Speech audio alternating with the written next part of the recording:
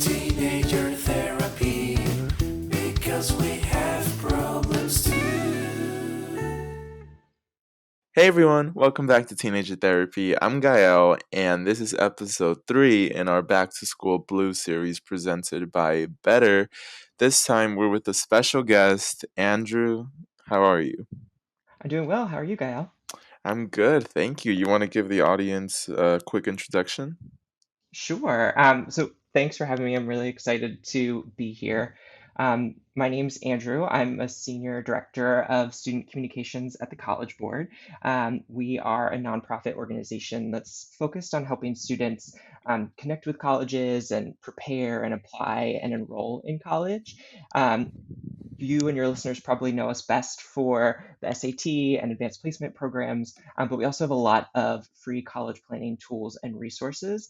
And so my role is really focused on sharing those tools and resources to help students and families as they're trying to navigate the college planning and application process. So my colleagues and I work to connect students and families to resources like Big Future, which is our free college planning website, and our College Board Opportunity Scholarships program, as well as a few other resources that we have as well. Yeah, so this is a really important time in college apps because the deadline was supposed to be today, November 30th, but I don't know if you guys are aware. Actually, by the time you see this, it'll be done. But the deadline got extended to December 4th. Um, For UC schools, right? yes, for UC schools. So that was like definitely a little nice gift for Thanksgiving. I think a lot of people right now, their biggest concern is the SAT and the ACT because colleges are saying you don't need it and it won't affect you if you choose not to submit it, your scores. But they also say it is optional if you submit it. So I do want to ask you, what's the situation around that? And if there's no, if how do I say it? So if submitting your scores doesn't affect your application, why is the option there? Yeah, well, that's a really great question. And, I think for us, schools are continuing to have to navigate all of the uncertainty that we're all dealing with the coronavirus. So I think first and foremost for the College Board, we want to make sure that students and educators are healthy and safe. So we've required that all test centers are following local public health guidelines. We've implemented additional requirements that all test centers have to follow in order to administer the exam safely. Um, at the same time, as you mentioned, there is sort of limited testing capacity in some areas because of public health restrictions, because there's a lot of demand. And so we're really working as hard as we can to ensure that as many students as possible are able to test safely. And so since August, more than 1 million students have taken the SAT, either on the weekend or during the weekday at school. Of course, college admissions offices understand that this year students have probably had limited opportunities to take the SAT and the ACT as a result of COVID. So we've really urged our members to be flexible, and colleges and universities have done that. So most of them have announced that they will be test optional this year, and they're going to consider students for admission whether they were able to test or not. Um, I think what is important to keep in mind is that scores from the SAT and ACT are really just one factor in admission. Colleges are looking at things like your GPA, what courses you've taken, your personal essay, things like that to really get to know who you are and what you can bring to campus. So if a school says that they are test optional, then they are truly test optional, and they will look at students the same, whether they were able to provide a score or not. And I think what most admissions officers and counselors typically recommend is that, if you have a score that you are satisfied with, that you think reflects your skills and your knowledge, then go ahead and submit your scores. But all that being said, colleges are not going to be giving preference to those who submit an SAT or ACT score over those who aren't able to this year. So I guess it's more of a if you feel like you are stronger in extracurriculars and essays, then maybe it's better if you don't submit your score. But if you have a strong score, then it's good to submit it, because that way you'll give that extra additional information towards college admission counselors. Yeah, exactly. I mean, I think the SAT and the ACT, like I said, it's one piece of information. It helps colleges, but it's not the only part of your college application. So Mm. really depends on sort of you and sort of the specific student as they're thinking about their college application. And how long is the SAT and ACT going to be test optional for different schools? Is it only this year, or have they said about next year's applications? That's a really great question, and it's really dependent on the school. So, schools have taken different policies and approaches as they've had to navigate the pandemic. We've encouraged colleges to be flexible when it comes to SAT scores and ACT scores. At the same time, we know that colleges and universities do value the information that the SAT can provide. And so we are definitely looking forward to working with colleges as they're thinking about what they're going to do in the future when it comes to their admission policies too. And when is the last day to submit your scores? Can you submit scores after the application deadline? That is a really great question, especially as you said, you've got some application deadlines coming Mm-hmm. up. So the best recommendation I could give there is to check the specific colleges, the websites of the specific colleges that you're looking to apply to. Colleges are going to have different deadlines and requirements. Some have sort of like pushed back their deadlines for when scores need to be received. And so I think a general piece of advice for planning for college and applying is to stay on top of specific deadlines and dates. And I think that's probably even more true this year, especially. Mm-hmm. So we have a variety of listeners. Obviously, this episode, I think, is going to help a lot of seniors, but also a lot of junior and just underclassmen that are thinking about applying to college next year and are starting to think about the classes they're going to take next year. So I think a big question, and there's a lot of confusion around AP and advanced placement classes, because a lot of students have been told that if you take an advanced placement class and you pass the exam at the end of the year, you get college credit and it saves you money. But I know there's a lot of classes that don't actually count. So how does a student know which AP classes are worth taking? I love that question. And you're taking a few AP classes, am I right? Yeah, I'm right now. This year, I'm only taking one. Okay, awesome. And what class are you taking this year? That's AP Government. Okay. Um, yeah, so I think that is a great question around sort of what colleges offer credit.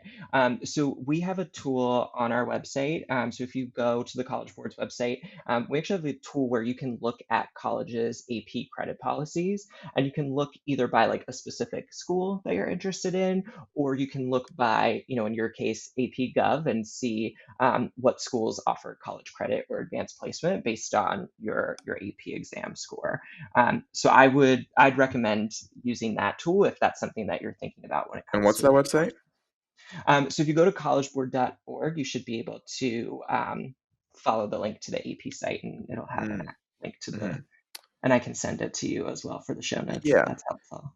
And so when you take an AP class, you have the benefit of your college might possibly use it as college credit, but college admission officers do like seeing more AP classes even if they're not giving you college credit, right? Yeah, well, I think AP is a great way to demonstrate to colleges that you are capable of tackling college level coursework. So, you don't need to be like top of your class to take an AP class. AP is for all students, but you just want to make sure that you are prepared, that you're taking a course that you're interested in and based on classes that you've done well in. And I think that taking an AP course and doing well on it can really help college admissions officers understand a little bit more about you and sort of what you've done in the classroom during your time in high school. Hmm. So last episode, we were kind of calling out all the underclassmen and telling them to not repeat our mistakes and start college applications early, start working on them, getting those letter of recommendations, especially giving teachers enough time to write a really solid one. So when is the right time to apply for college? How early should you start the whole process? And are there different steps or phases that you should keep in mind throughout? Yeah, well, I was listening to your latest episode, and definitely love that advice to students. I know it's probably easier said than done.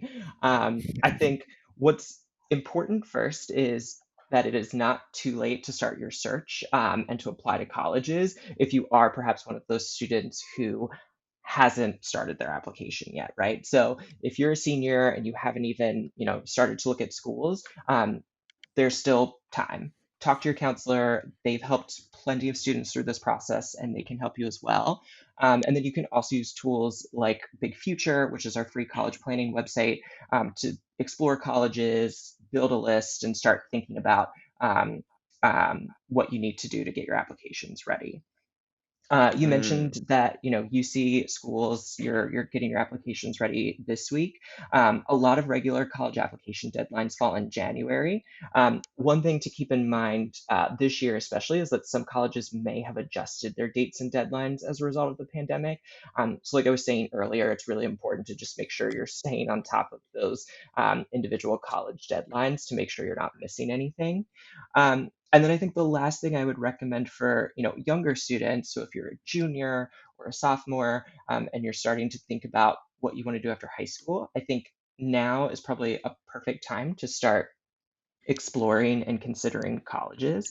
So just start asking yourself questions about what you're looking for in a college, start to search for different schools, save a college list. That list is going to change over time. I know that the schools that I was thinking about junior year were very different than the ones I ultimately applied to. But I think building that initial college list is a really great step for juniors and sophomores to take now. So, what are the best resources that you know of where you could find kind of just info on how to write your PIQs or how to write a good Common App essay and just everything that kind of encompasses the college application process into one? Yeah.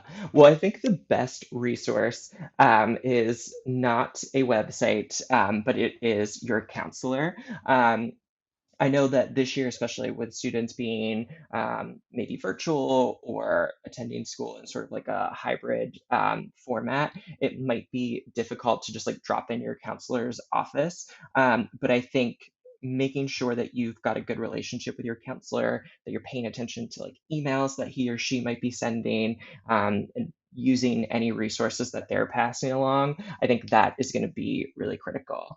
We Mm-hmm. also have Big Future, which I mentioned, but this the website that we've built really has information sort of no matter where you are at in the process. So if you are just thinking about colleges, you can use our college search tool and sort of find different colleges that might be a good fit.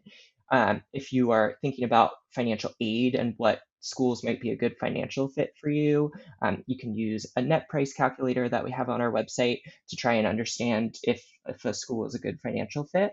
And then we even have tips on sort of how to actually make your decision once you've gotten your acceptance letters and are thinking about what you want to do. And there's even tips on there, sort of different approaches to college essays, tips and reminders, and doing things like making sure you're copy editing your essay and asking someone to read it for you. So I think that's a really great resource. And then the last thing that I would just say that we offer at the College Board is a program called the College Board Opportunity Scholarships.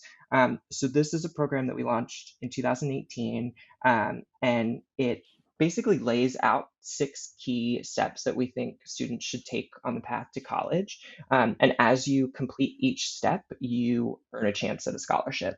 And we're giving away nearly 5 million in scholarships each year. So right now it's open to the class of 2021.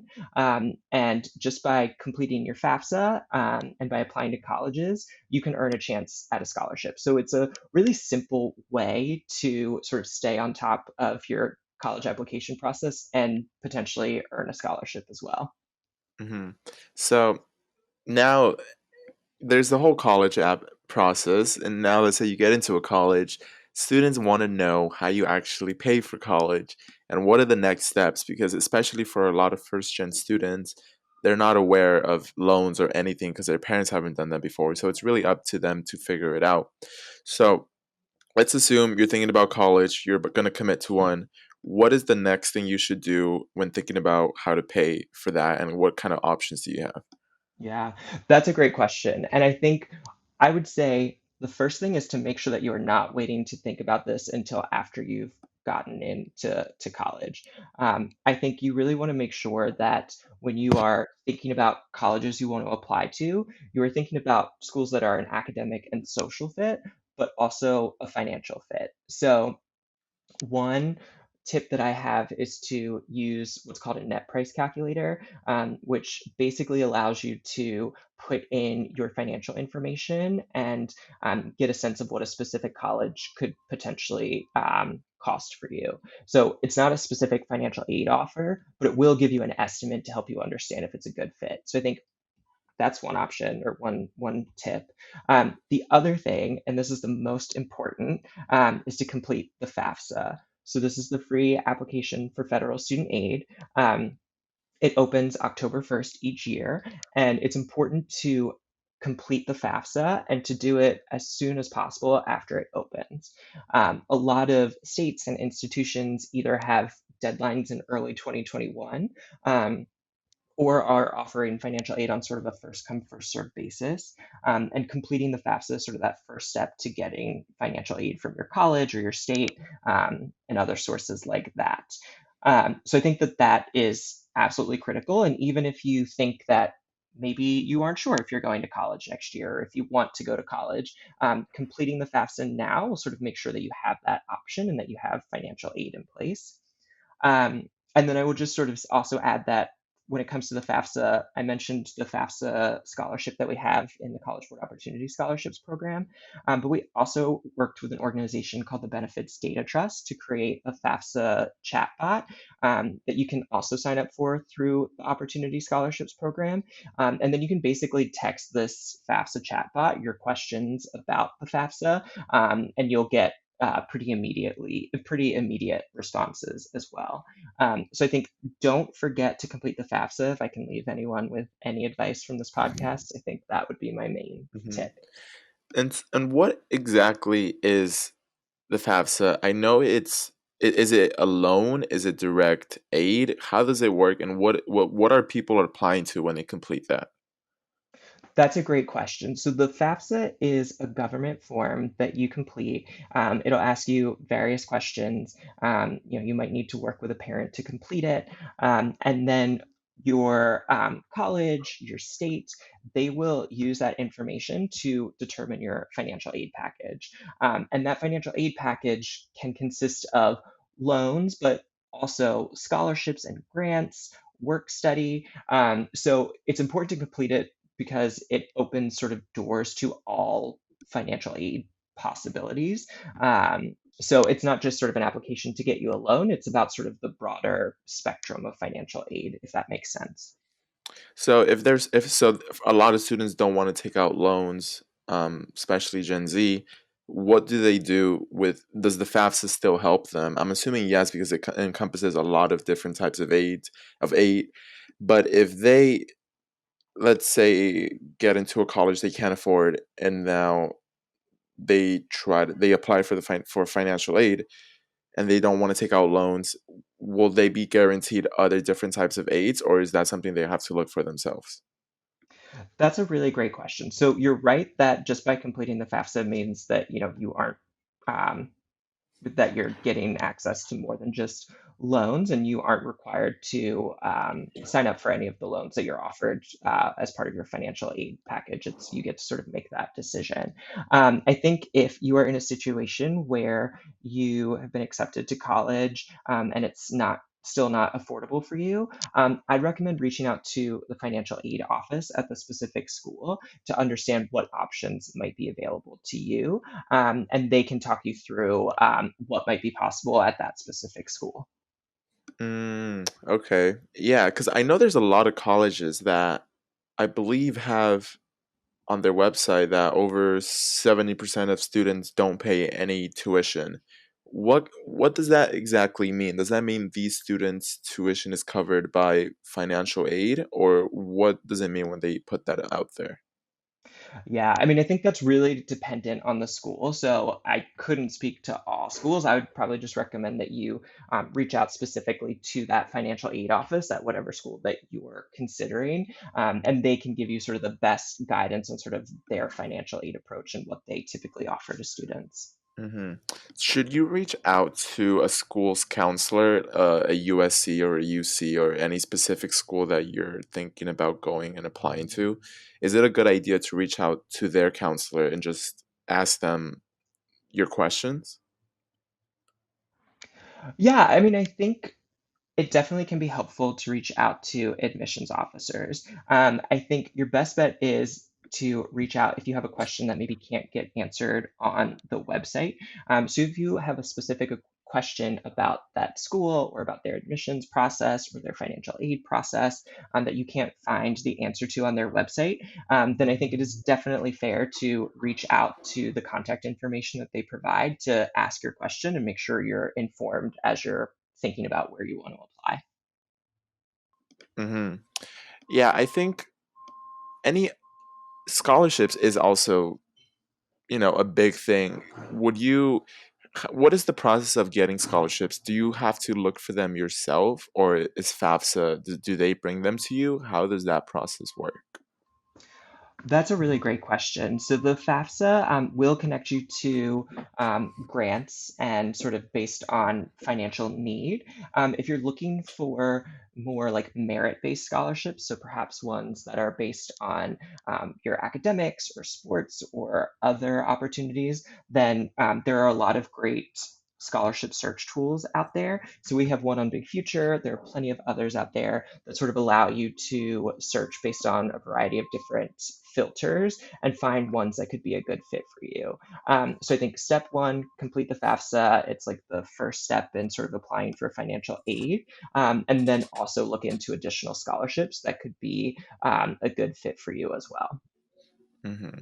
And there's a lot of different scholarships specifically to what your skills involve, right? And your strengths, and those are the ones that you should ideally be applying to.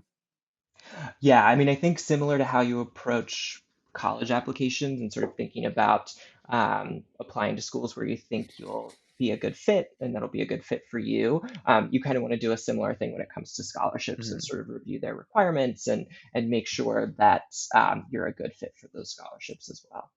And for the underclassmen, do you think that applying early next year is a good idea? Does it increase your chances of getting into whatever college you apply to, or is the general deadline the same? Yeah, I mean, I think that really depends on the student, right? So in some cases, it might make sense for a student to apply early.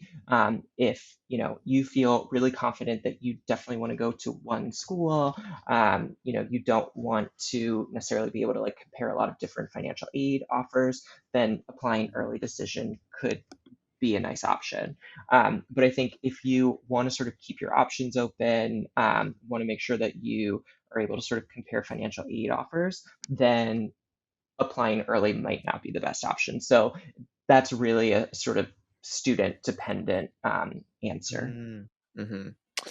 All right. Well, that's about all the questions that I have. Is there anything else, any pieces of advice that you would give to either seniors this year going into college or the ones that will be applying next year? I mean, I think my biggest piece of advice would be to use this as an opportunity to do some self reflection and think about what it is that you want to get out of college and where you think you'll thrive. And I think also just to keep in mind that um, there might not be just one specific college that is the best fit for you. There could be lots of colleges who could fit that. So, I didn't get into my dream school and I ended up at a school that I really enjoyed and had a really great experience. And so I think that would be my advice, especially as students might start to get stressed or worried. It'll be okay. There's plenty of resources to help you. And whether it's your counselor or things like the college board, folks are here to help you through the process. Yeah, and community college is also a viable choice, and then you could Great transfer, choice. right? Exactly. Yeah, community colleges are a great option for a lot of students as well. So it's definitely worth looking into. And now for our next guest, we have David. David, you mind telling us what you do? Hi, Gail. Nice to talk to you. My name is David Kiskowski. I'm the Associate Vice President for Enrollment Management at Clemson University. I've been here for about 3 years. Prior to this, I was the Director of Admissions here, and I spent some time at Penn State before coming to Clemson. So a lot of our students, a lot of our listeners are seniors and they're applying for college, and a lot of them really have questions for admissions officers, specifically what types of things help the admissions officers get to know you better and what kind of things to focus on your applications. One person asked, do mails, do letters in the mail really help? So that really is going to depend on which school you're applying to. There are some institutions, there are some universities where those letters of recommendation um, are a required part of the application process, uh, and others it's just not necessary. So there really is a range of schools. There are also some schools where they might not require recommendations, but they will read them and they could make a difference if a student sends them. The best advice to the student is uh, learn about each and every college or university you're considering applying to and know what it is they want. Does showing active interest in a school, such as visiting their campus or contacting their faculty, does that influence admissions process? More often than not, it's a positive. Um, it's a little bit of a tricky question in the sense that colleges and universities in general are trying to find ways to admit students. We're all trying to help students and families make the best choices they can and do what they can do to get to a successful future. And so, in that process, knowing that a student is committed to an institution, whichever college or university they're considering, that's always a positive factor. Um, I say it's a tricky question because what what we try not to do as admissions officers around the country or as folks dealing in with this work, we try not to create a situation where students and families believe they really have to go out of their way to express all kinds of interest, that if they visit a whole bunch of times or if they send a bunch of emails, the more they can do to express their interest. We don't want them to go overboard in doing that because they think that's the way to really make the difference. So, yes, it's Mm, positive. Don't make yourself think it's a deal breaker. okay, okay. Um, is a lot of students aren't necessarily focused in academics. For example, some students might be more artistic or more technical, so their grades might not be as good in areas such as history or reading or whatever the case might be. So, if a student has strong extracurriculars and has a lot of achievements outside of the academic world, do would a low GPA or low test scores affect their chances of getting in, or would it kind of outweigh it? And would admissions officers look for their strengths? It, there are some things that are always important. Academic performance and academic success those factors are going to be important at almost every college or university. And the extent to which those extracurricular activities are going to matter, it depends on the program you're looking at. It can depend on the institution. Um, at a oftentimes at a smaller college or university, those extracurriculars might make more of a difference, but it's not the case that at all medium or large institutions, colleges, that those extracurriculars won't matter. It can depend on the major, it can depend on the program they're trying to pursue, and it's with so many of these sorts of questions, it's not a one size fits all answer.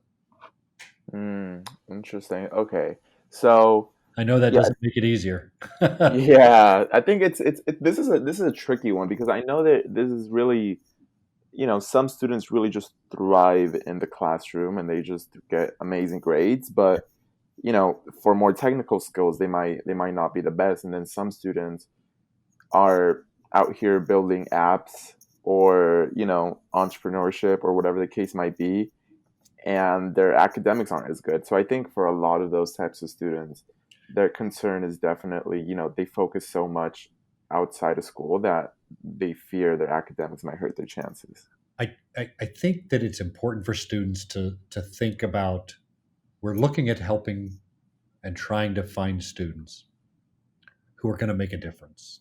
I think this is true for all colleges and universities. We're looking for ways to help students be successful, to pursue.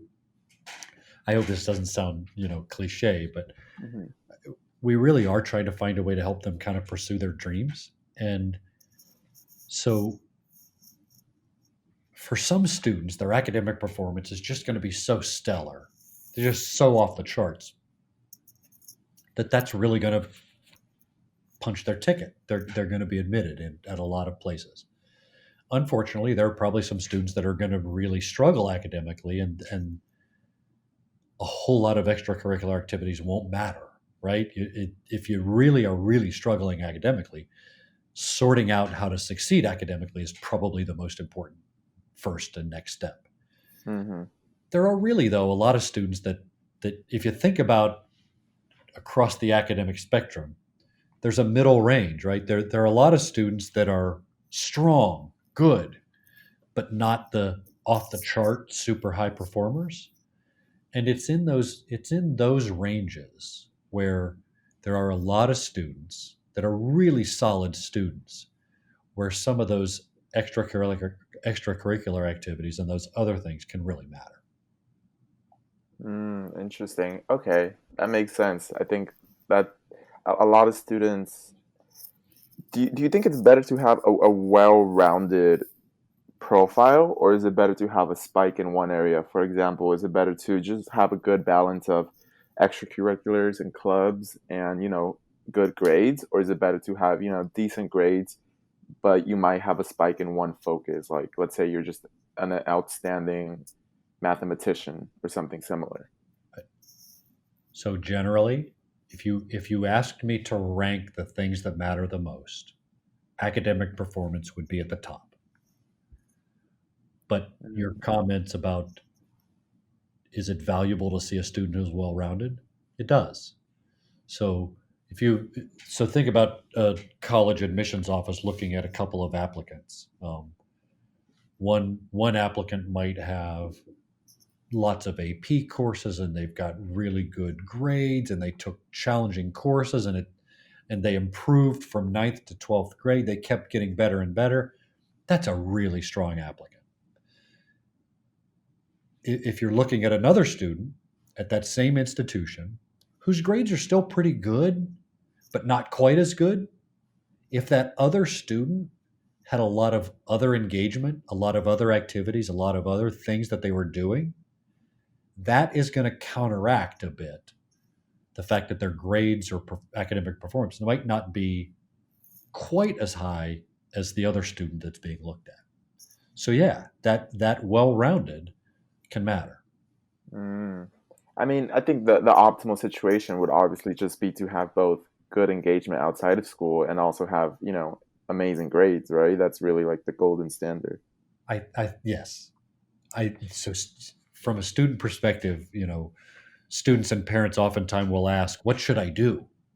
Should I take this AP course or should I take this honors course? And is it better to get an A in this course um, that's the regular calculus, or to get a B plus in the honors calculus?"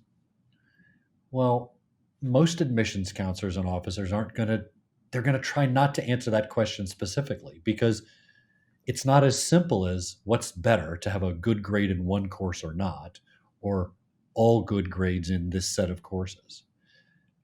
I think it's really important for students to challenge themselves, to know what their goals are, and to do the kinds of things that make sense to them to make themselves better.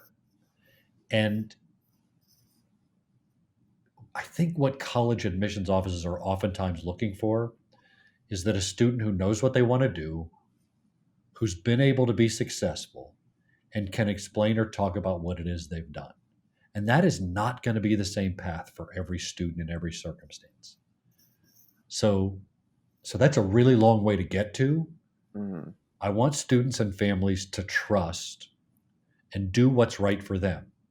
They need to make the decision about how to challenge themselves the best, about how to do the things that matter to them that they think are going to help them develop as a person, and not try to figure out how to manipulate or even game the college admission or application process. If a student is doing what they love, if they're challenging themselves to be as successful as they can be, there are a lot of different ways to do that. And they will find a college or university that fits them and that respects those choices that they've made. They will find a path if they pay attention to their own needs.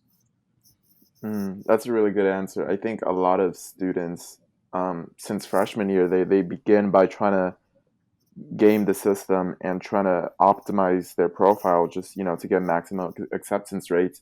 And I think too few students are focusing on finding what they love first and then letting that show on their application.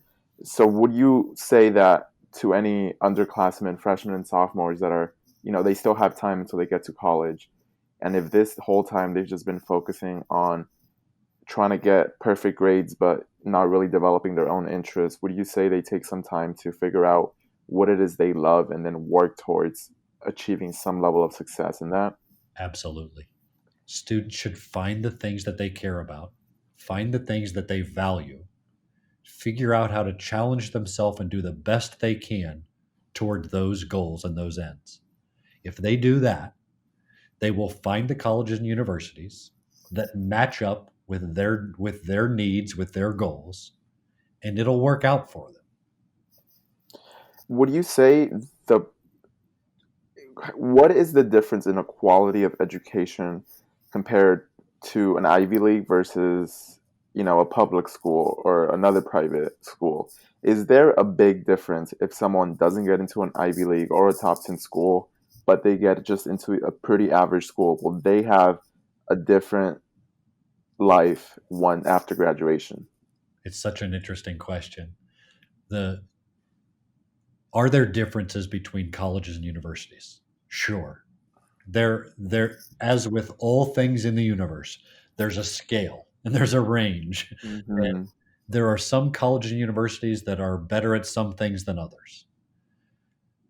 It is not, I have never believed, I don't think there's a ton of evidence that says, in order for a student to achieve their dreams, in order for a student to be successful, that there is one college or university, or there is one set of colleges or universities that are their only options in order to make their dreams and wishes come true.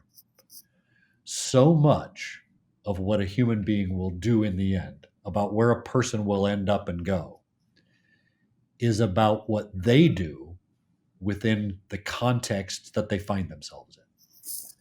There are a lot of different schools where any one student can find a way to just knock it out of the park and be super successful. There are also a lot of ways for a really talented student to be at the best school possible and not get where they want to go.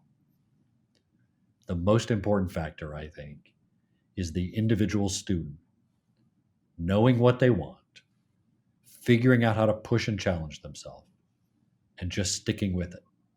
And they can do that at a lot of different schools. How would a student find what college is ideal for them and their goals? This is a little bit of a cliche answer. But it's going to feel right. Mm-hmm. I think one of the real challenges of the environment we're in right now with COVID-19 is that it's a little more difficult for students to narrow down their list of colleges and universities and to actually visit them, see them, talk to students and faculty members on campus to get a sense of it. I think that the current environment makes that a little more difficult. but that sense of fit or of identifying the college or university that has a shared set of values and what does it stand for relative to what you want as a student, finding that match is what's going to make it all work. Hmm. Students and colleges are both trying to do the same thing. Students are trying to find the college that's going to be right for them, and colleges are trying to find the students that are going to be right for them also. It's like all relationships. The communication has to go back and forth. And to the extent to which colleges and students can communicate openly and directly with each other about what they want and what they do, it's going to work. When a student is writing essays and they're trying to tell the admissions counselor or officer who they are as a person, what kind of ideal should you focus on? Should you focus on the humanity of the student, the drive of the student, or the achievements of the student? The one thing they should not do in an essay, so some universities or applications will have very specific directions about what to write. In those cases, do what they tell you. Mm-hmm. One of the mistakes I think students sometimes make in writing samples or essays or personal statements is that they summarize what's on their application. We're really good at reading an application. We don't need you to retell us what's there. The best thing for a student to do when they're writing something is to know enough, not only about what they want, but connect it to something about that university that they're writing for. If that piece of writing, if that essay comes through as though it clearly expresses what the student's goals are, what their achievements are, in a way that connects to what that university is about or what they offer, those are the ones that make the difference. That's really interesting. I've never heard that type of advice before.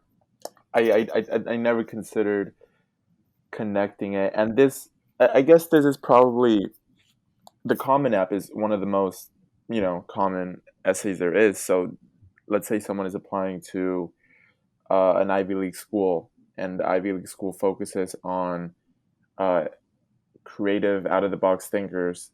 Would it be a good idea then, like you said, to write about a time or a concept, something that shows that you think out of the box and not like your average student? I think that's a perfectly good example of that. Yes, it's Interesting. it's about doing your homework, right? Mm-hmm. It's not any more complicated than that. It means so think about walking down the street and meeting 5 people that you never met before. You're not going to connect with all 5 of them, but you might connect with one, and what you're going to connect with, the one you're going to remember, is the one that you discussed or had some conversation with, and you had some shared goals or interests. Again, it's not really any more complicated than strong relationships work and thrive when there are shared goals and interests. And that's really what a student and a university are trying to do. They're trying to create a relationship between each other that's going to work. That makes total sense. I think that piece of advice alone is like incredibly important, especially because I hadn't heard it, which is odd enough. So thank you, David, for coming on and talking to me about all this. I think it's going to be really helpful for our listeners. And thank you for everything, all this advice. It's super helpful. Gail, I appreciate your time, and thanks for reaching out. Thank you to @Better Media, BETR, for presenting this series and making it possible.